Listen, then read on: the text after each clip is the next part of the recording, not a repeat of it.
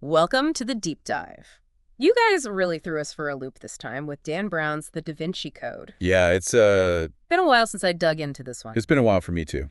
So get ready for a deep dive into art and history and maybe even a little conspiracy. Lots of conspiracy. Yeah, it's a wild ride for sure. Yeah. It was a bestseller for a reason. I think what's really interesting about it is how Brown mixes all these different elements. Mm-hmm. Like you've got this kind of thriller plot, but then you have these huge questions about history and religion Yeah. and symbolism. And it makes you wonder, like, how much of this is just a really good story? Great. And how much of it maybe makes you go, wait a minute, is there something to this? Could this be true? Okay, so mission for us in this deep dive, let's try to unpack those big ideas, right? Yeah. Figure out which of the historical figures were real people and sort through those symbols. Right. Let's just start right where the book does, which is a murder at the Louvre. I mean, talk about a dramatic opening. I know, right. You're immediately plunged right into the heart of Paris. Yeah. And you find Jacques Saunière. He's the museum curator. Yeah. And he's been staged to look like Da Vinci's famous Vitruvian Man. Yeah. But not only that, he's left a coded message and a numerical sequence. I mean, it's like classic mystery novel setup. So the puzzle's already in motion, and we're introduced to Robert Langdon, who, by the way, is not your average history professor. No. This guy specializes in religious symbology. That's right. Gets called in by the police, but something about Saunière's office, it really struck me. Well, it's like he's created this shrine to the sacred feminine. Right. I mean, you've got Labra's axes, you've got the Kuduche, you've got those Egyptian inks, the Tijet inks. Clearly, this guy was fascinated by symbols of female power, way before the murder even took place. Right. So that's a clue. That's not just some random personal quirk. Right. So that obsession becomes a clue, and then we meet Sophie Neff, who is Saunière's granddaughter. She's a cryptologist. Talk about an interesting family reunion. Yeah, no kidding. This is not your typical family get-together. And she warns Langdon that he's the one being framed. Oh. So they have to escape from the Louvre. Oh. Suddenly, they're both in danger trying to solve this puzzle while they're on the run. Yeah, talk about pressure. So this is where it gets even more intense. That numerical code. Mm-hmm. It's the Fibonacci sequence. That's right. Which leads them to more clues about this secret life that Saunière was living. Exactly. And this is where Brown really starts to play with symbols in a big way. Yeah. So, for instance, you have the pentacle, which, a lot of people associate with the occult or something negative. Yeah. But he presents it as a symbol of Venus and the feminine divine. Okay. And then there's the golden ratio, PHI, which is this mathematical concept. You find it everywhere in nature. Right. And he links it to the beauty and the harmony of this feminine principle. It's making me see math in a whole new light. And then, boom, we get hit with the Priory of Sion, this supposed secret society. Right. That has been guarding a massive secret for centuries. This is where I think Brown takes a big swing. And it's also the element of the book that made it really controversial. He claims that this priory is dedicated to protecting the truth about Mary Magdalene. Mm. And that truth is that she wasn't a prostitute. She was actually Jesus's wife, and that their bloodline has continued to this day. Hold on, rewind. Are we talking like actual history, or are we talking conspiracy theory here? That is the million-dollar question, right? Right. I think that is the question that Brown wants us to ask. He intentionally blurs those lines. Yeah. Which is part of what makes the book so appealing. But to make things even more intriguing, he links Leonardo da Vinci to this priory. Da Vinci, the Renaissance genius. He was like a grand master of this secret society. That's what Brown implies. He suggests that da Vinci actually hid clues about this secret in his artwork. Really? Including the Last Supper. Wow. He even goes so far as to say that the figure that a lot of people identify as John the Apostle is actually Mary Magdalene in disguise. It makes you want to go back and look at those paintings and start searching for the little hidden details. Now, I'm no art historian, but that seems like a pretty bold interpretation. Yeah. And the priory symbol is a 5-petal rose, which keeps popping up throughout the story. What's the significance of that? Well, the rose is a really powerful symbol, right? I mean, it represents love and beauty and secrecy. Mm-hmm. In Catholic tradition, it's also associated with the Virgin Mary. But Brown uses it to connect the priory to this lineage that predates Christianity. Okay. So he's talking about ancient goddess cults and the veneration of the feminine divine. So he's suggesting that Christianity kind of suppressed this older tradition. and that the Priory is trying to keep that truth alive. That's the central conflict in the book. Yeah. It's this clash between what he presents as the official version of history and this alternative narrative that the Priory is protecting. It's like these two parallel worlds, each with their own sets of beliefs and secrets. And that brings us to the Holy Grail. Forget what you think you know about the Holy Grail, because Brown completely redefines this iconic artifact. He turns the whole Grail legend on its head. Yeah. He says it's not a physical cup at all. It's a person. It's Mary Magdalene herself, the womb that carried Jesus's bloodline. Okay, I did not see that coming. That's like rewriting history and theology at the same time. It is. But with all this talk of secret societies and hidden truths, there's bound to be someone who wants to keep things buried. Absolutely, and that's where you get Opus Dei and Silas the albino monk assassin. Now that's an antagonist. Right. Silas is a really complex character, driven by faith, but also by a very traumatic past. Mm-hmm. And he's being manipulated by this shadowy figure known only as the teacher. Okay. And the teacher's determined to stop the Priory from revealing their secrets at any cost. So it adds this whole other layer of moral ambiguity, because you start to wonder, Yeah. is Silas really a villain, or is he just a pawn in this much larger game? It makes you question everyone's motives. Yes. And I mean, the lengths that Silas goes to are shocking. I know. He wears a Silas belt with barbs to inflict pain on himself as a way to atone for his sins. It's really intense. It's intense. Silas embodies, I think, the danger of blind faith and the potential for manipulation within religious institutions. And he represents those forces that really want to keep the truth hidden. At any cost. Whatever the cost. So with the stakes this high, Langdon and Sophie find themselves in a race against time. They're being hunted by the police and by Silas, and the only way to survive is to solve the mystery of the Grail. Exactly. So the chase intensifies, and it sends them on this scavenger hunt across Paris. They're deciphering cryptic clues. They're dodging danger at every turn. It's a classic thriller setup, but with this added layer of historical and religious intrigue. And then right in the middle of all this chaos, we get a glimpse of Da Vinci's ingenuity with the cryptex. Yes. This thing is like more than just a cool gadget. Right? Yeah. I mean, remember, in the novel, Da Vinci's presented as a member of the Priory of Sion. Yeah. So the cryptex itself becomes this symbol of protection of knowledge. Yeah. Specifically, this knowledge about Mary Magdalene and the bloodline. Okay, I get the symbolism, but how did it actually work? So think of it like a portable vault. Okay. With all these different dials. Each dial represents a letter of the alphabet. Oh. You have to arrange the letters in the right sequence to spell out the password. Oh, wow. And only then will it unlock. It's brilliant because any attempt to force it open will destroy whatever's inside. So it's like an ancient version of encryption. Exactly. Very clever. And inside is the Priory keystone, which is supposed to lead to the Grail, but it's not just a straightforward map. Not at all. It's a series of verses, these riddles, that lead Landon and Sophie on a scavenger hunt across these historical landmarks, these symbols, locations. So they have the map, but they still need to figure out how to read it. Exactly. Brown knows how to layer those puzzles. And he uses this quest to really challenge those traditional interpretations of Christianity. Right along the way, he introduces all these alternative theories about the role of women in the early church, about the nature of the Grail, about the hidden meanings of sacred text. It's really like he's turning history upside down. Speaking of turning things upside down, you know, the Priory uses that code, @bash. Yeah. What is that all about? So the @bash cipher actually originates from the Hebrew alphabet. Okay. It's a substitution cipher where you reverse the order of letters. So A becomes Z, becomes Y, and so on. And in the novel, this is how the Priory conceals their messages.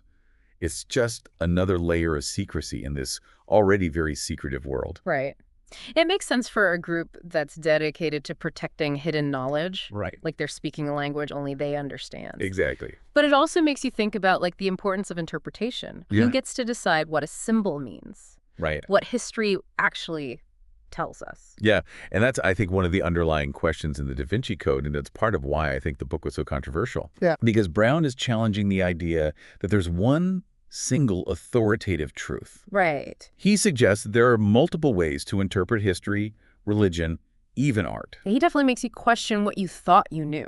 For sure. But even with all this talk of, you know, secret societies and alternative histories, the book ultimately comes down to a very human story. It does. I mean, yes, you have the chase and the puzzles and all of that exciting stuff, but at the heart of it, you have the characters and their personal journeys. Yeah. So you have Sophie's quest to uncover her family history. You have Langdon wrestling with his beliefs in light of all this new information that he's encountering. Yeah. And you even have Silas, who is tormented and looking for redemption. These are really the emotional threads, I think, that tie the story together. And these characters, they're all connected in one way or another to the mystery of this Grail. But, as we've been talking about, Brown's take on the Grail is anything but traditional. Oh, yeah. He shifts the focus away from a physical object to this concept, the sacred feminine, the divine power of the womb, this lineage that connects us to the divine. It's a radical reinterpretation. It is. But it makes you think, what if the quest for the Grail isn't about finding this lost artifact? Yeah. But it's about rediscovering this lost part of ourselves, this connection to the feminine principle that's been suppressed for centuries. I think that's definitely one way to look at it. And it ties into the book's theme of challenging these traditional narratives and seeking these alternative interpretations. So even though the Da Vinci Code is fiction, it's raising some pretty big questions. That is. About the nature of faith, the role of women in history, the power of symbols. It's making us think differently about the world around us. Absolutely, and I think that's a big part of why it became such a phenomenon. It sparked so much debate, so much controversy. Yeah. And it reignited this fascination with the mysteries of art and history and religion. It's like Brown opened this Pandora's box of questions and possibilities. He did. But let's not forget that the book is also a thriller. And as the story progresses, the stakes get higher and higher and higher. They do. And just when you think Langdon and Sophie are getting close to the truth, they uncover this betrayal. Oh. That completely shakes their world. Surly Teabing, the Grail expert who they thought they could trust. Right. He is revealed to be the mastermind behind the attacks on the Priory. What? That charming old guy. No way. Yeah, it's a total twist. The seemingly harmless scholar right. turns out to be the true villain. Desire to expose the truth, even if it means destroying everything in his path. So he's like a religious zealot, but on the side of the suppressed truth. Yeah, I think that's one way to look at it. It's an interesting twist on that typical bad guy. It is. Right. And it makes you really think about the motivations behind all of these characters. Okay. Like, is Teabing really driven by this genuine desire for the truth? Or is it something darker? Is it a thirst for power or revenge? It's that moral ambiguity, again, which Brown is so good at. But ultimately, good triumphs, right? Well, sort of. I mean, Langdon and Sophie, they managed to stop Teabing. Okay. But the secret of the bloodline remains hidden. So no big reveal, no earth-shattering announcement. Not in the way that Teabing envisioned. Okay. The book ends on this really quiet, almost contemplative note. Sophie, she embraces her heritage, but she chooses to keep the secret because she understands just how much chaos could result from revealing it. So the truth is protected, but at the cost of remaining hidden. Exactly. That's kind of a bittersweet ending. It is, and it leaves the reader, I think, with a lot to think about. Yeah, like what would happen if this secret came out? Right. Would it shatter people's faith? Right. Or could it lead to a more inclusive and accepting understanding of spirituality? Big questions. And Brown doesn't give us those easy answers. He doesn't, and I think that's part of the book's lasting impact. Yeah. It makes you think critically. Yeah. It challenges assumptions. It makes you think critically about the world around you. For sure. Well said. So, as we kind of wrap up this first part of our deep dive into the Da Vinci Code, what are the key takeaways here for our listeners? Well, I think first and foremost, it's important to remember that the Da Vinci Code is a work of fiction. Right. Brown is playing with history. Right. He blends fact and speculation to create a really compelling story. So don't take everything as gospel. Exactly.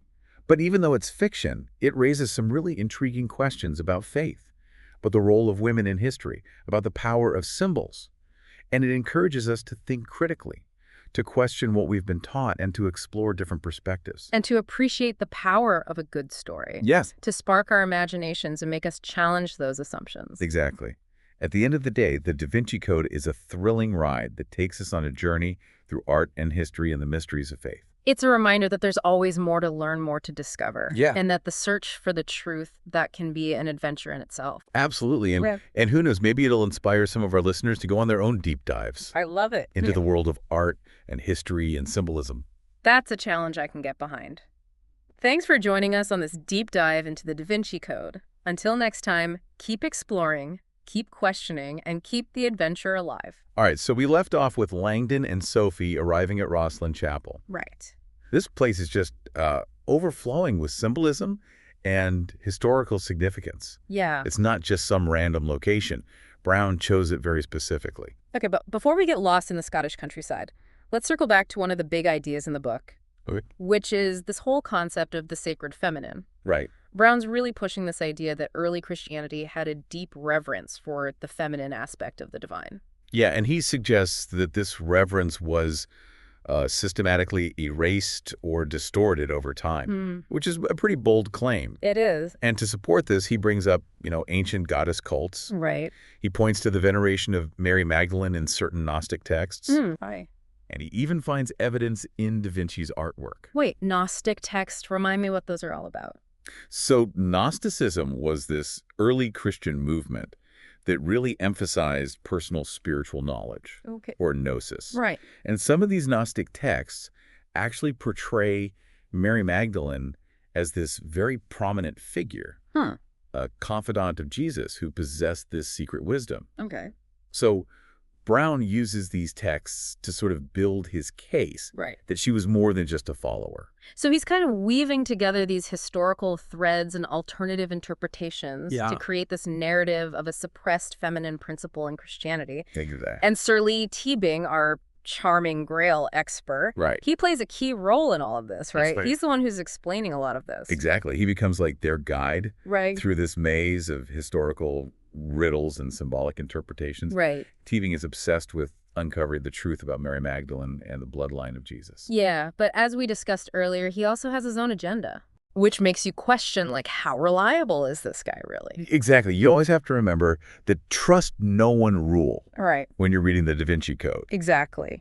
But even if we're skeptical of Teabing, Brown's raising some interesting points. He is. It does make you wonder if early Christians did revere the feminine divine, what happened? Right. Why was that aspect seemingly pushed aside? Yeah, that's a big question. It is. And it ties into that conflict between the Priory of Sion, who are guarding this secret knowledge, and those who want to keep it hidden. Right. Brown doesn't give us the easy answers. No, he doesn't. And that's what keeps people so engaged. And speaking of secrets, let's talk about that cryptex. Oh, yeah. I mean, this thing is like a puzzle within a puzzle. I know. What was Da Vinci thinking when he designed this? It's so intricate. It's incredibly intricate. And Brown really emphasizes like the symbolism of this object. Well, remember, in the novel, Da Vinci is presented as a member of the Priory of Sion. So the cryptex itself becomes this metaphor for the protection of knowledge. Okay. Specifically, this knowledge about Mary Magdalene and the bloodline. Okay, I get the symbolism, but how did it actually work? So think of it like a portable vault. Okay. With all these different dials. And each dial represents a letter of the alphabet. And you have to arrange the letters in the correct sequence to spell out a password. Wow. And only then will the cryptex unlock. Okay. And what's so brilliant about it is that any attempt to force it open would destroy the message inside. So this is like an ancient version of encryption? Basically, yeah. Very clever. Very clever. And inside is that Priory keystone, which is supposed to lead to the Grail. Yeah. But it's not just a straightforward map. No, it's a series of verses like riddles. Okay. That lead Langdon and Sophie on this scavenger hunt across historical landmarks and symbolic locations. So it's like an ancient GPS system. All right. But you need some serious decoding skills to follow it. So they have the map, but they still have to figure out how to read it. Exactly. Brown really knows how to layer those puzzles. And he uses this whole quest to challenge those traditional interpretations of Christianity. Right along the way, he introduces all these alternative theories about the role of women in early Christianity, the nature of the Grail, the hidden meaning of sacred texts. Yeah. It's like he's turning history on its head. Speaking of turning things upside down, remember that code that the Priory uses? @bash? Yeah. What's that all about? So the @bash cipher, it originates from the Hebrew alphabet. Okay. It's a substitution cipher where you reverse the order of the letters. Okay. So A becomes Z, becomes Y, and so on. Oh, interesting. And in the novel, this is how the Priory conceals their messages. Right. Just another layer of secrecy. Right. In this already very secretive world. It makes sense that a group dedicated to protecting hidden knowledge would use a code like that. Right. It's like they're speaking a language that only they understand. Right, exactly. But it also makes you think about, the importance of interpretation. Like, who gets to decide what a symbol means? That's right. What history tells us. Yeah, that's one of the underlying questions, I think, in the Da Vinci Code. Mm-hmm. And it's part of what made the book so controversial. Yeah. Because Brown is challenging that idea of a single authoritative truth. Right. He's saying there are multiple ways to interpret history, religion, even art. He definitely makes you question what you thought you knew. He does. But, even with all this talk of secret societies and alternative histories, the book ultimately comes down to a very human story. Absolutely. The chase and the puzzles and all that are exciting. Of course. But at the heart of it, you have the characters and their personal journeys. Right. So you have Sophie's quest to uncover her family history. Mm-hmm. You have Langdon wrestling with his own beliefs. Right. In light of all this new information he's encountering. Yeah. And you even have Silas, who is tormented and seeking redemption. So those are the emotional threads that I think really tie the whole story together. And these characters, they're all connected in one way or another to the mystery of the Grail. Right. But as we've been talking about, Brown's interpretation of the Grail is anything but traditional. It's radical. Yeah. He shifts the focus away from a physical object to this concept, the sacred feminine, the divine power of the womb, this lineage that connects us to the divine.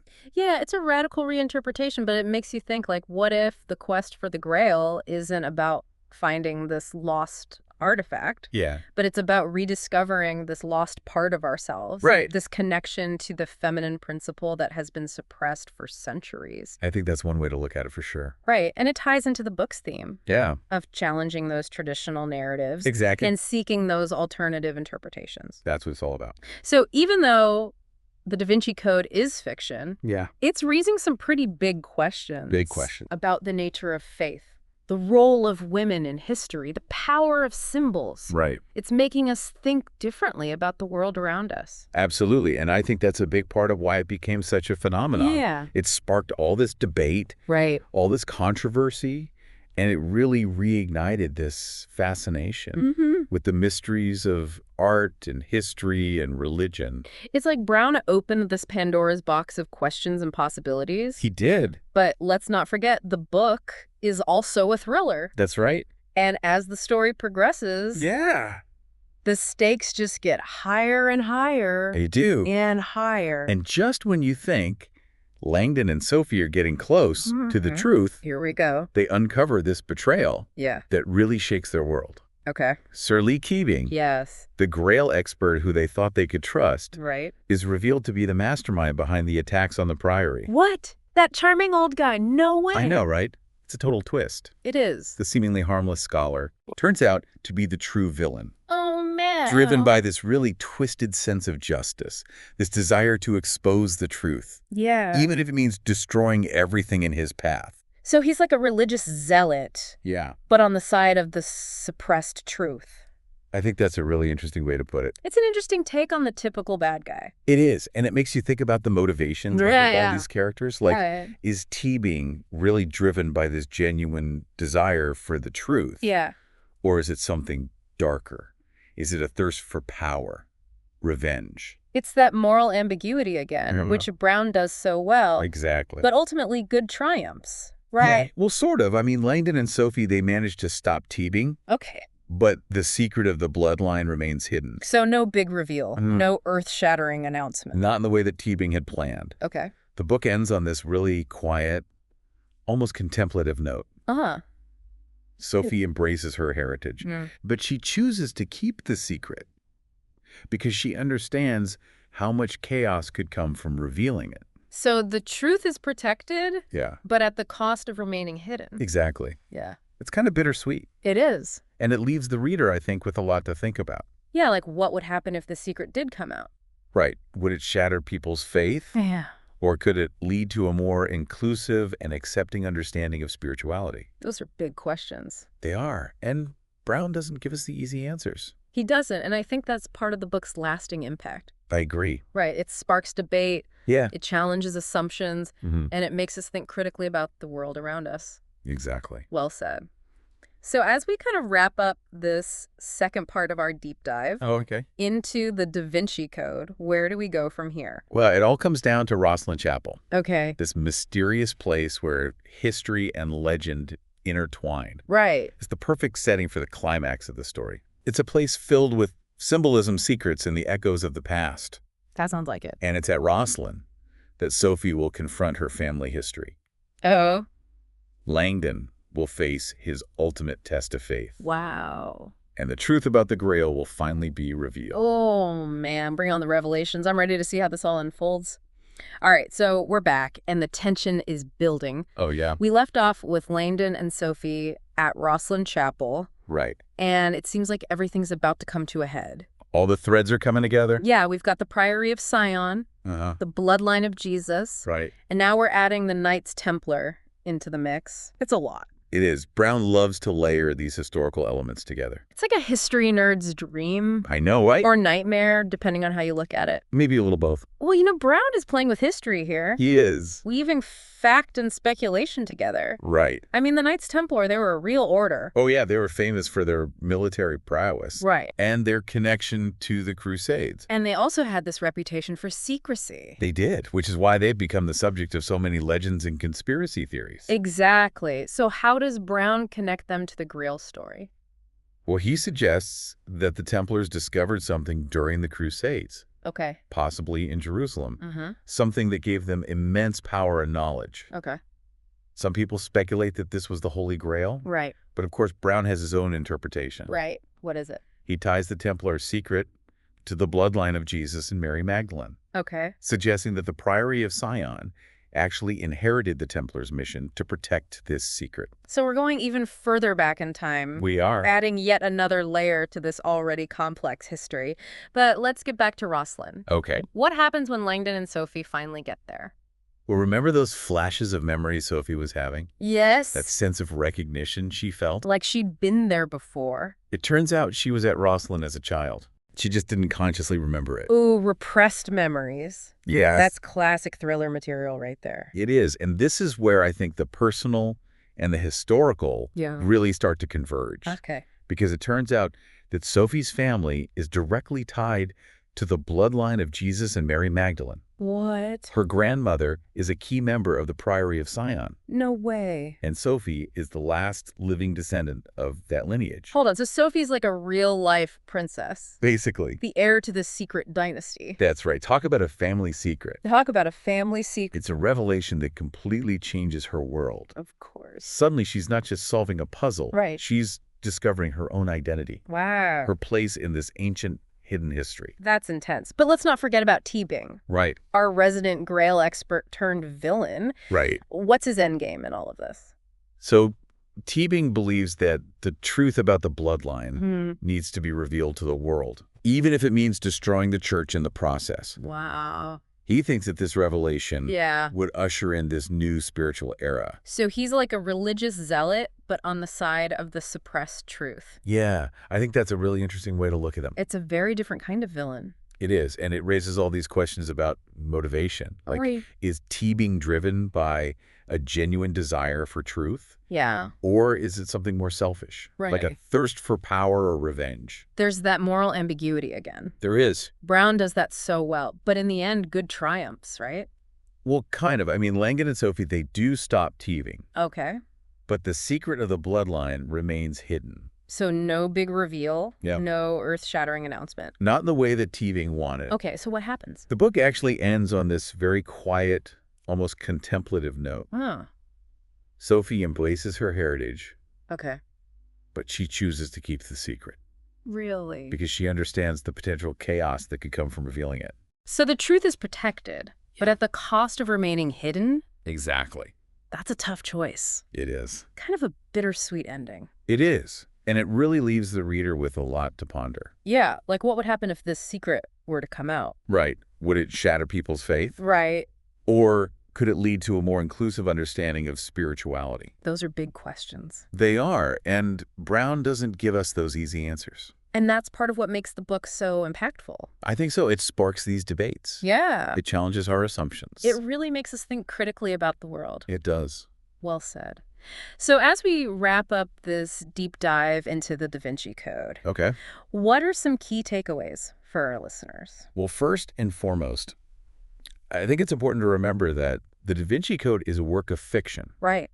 Brown takes creative liberties with history. Of course. He blends fact with speculation to create a compelling narrative. So we shouldn't take everything as gospel truth. Exactly. But even though it's fiction, it raises some really thought-provoking questions It does. about faith, the role of women in history, the power of symbols. Right. And encourages us to think critically, to question what we've been taught, and to explore different perspectives. And to appreciate the power of a good story. Absolutely. A good story can spark our imaginations and challenge our assumptions. Exactly. Well, at the end of the day, the Da Vinci Code is a thrilling ride. It is. It takes us on a journey through art and history and the mysteries of faith. And it reminds us that there's always more to learn, more to discover. That the search for truth can be an adventure in itself. Exactly. Well said. Thanks for joining us on this deep dive into the Da Vinci Code. It was my pleasure. Until next time, keep exploring, keep questioning. And keep the adventure alive. Absolutely.